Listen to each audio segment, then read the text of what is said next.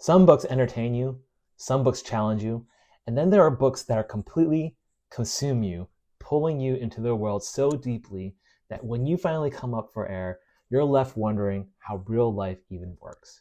The Name of the Wind by Patrick Rothfuss, yeah, it's one of those books. Today, I want to share my thoughts on it without spoilers, don't worry, and tell you why it might just become one of your all-time favorites. I'll be honest, I was late to the party on this one. I had friends telling me for years, you have to read The Name of the Wind. It's completely different. But I kept putting it off, thinking, okay, another fantasy book with magic and hero's journey. But then I finally picked it up, and within the first few pages, I knew this just wasn't another fantasy book.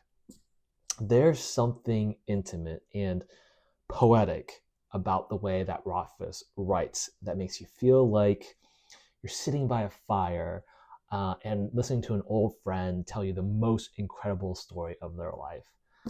Um, let's start with the writing. If you've ever read a book where you reread the sentences just to appreciate how beautifully they're written, that's what you're getting here.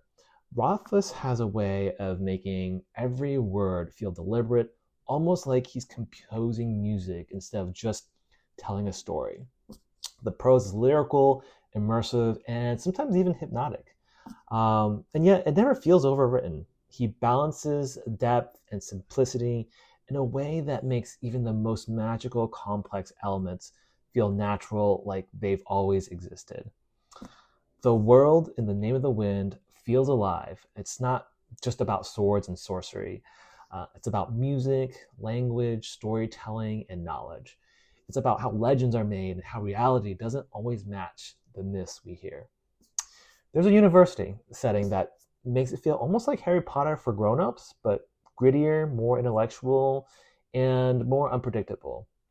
The magic system, called sympathy, is incredibly well thought. It's scientific, logical, and yet it still holds onto that sense of wonder that makes fantasy magic so compelling.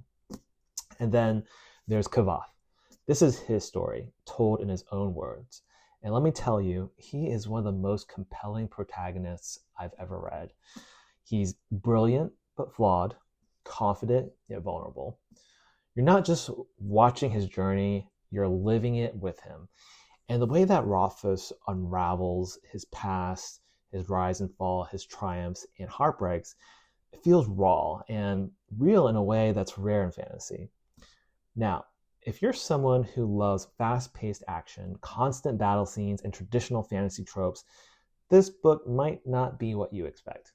It's more of a slow burn, but one that pulls you in so completely that you won't even care. If you love character-driven stories, poetic writing, and deep world building, this is for you. I can't recommend this book enough. It's one of my all-time favorites, and if you're looking for a fantasy novel that will completely immerse you in its world, The Name of the Wind is a must-read. Thank you, and have a great day.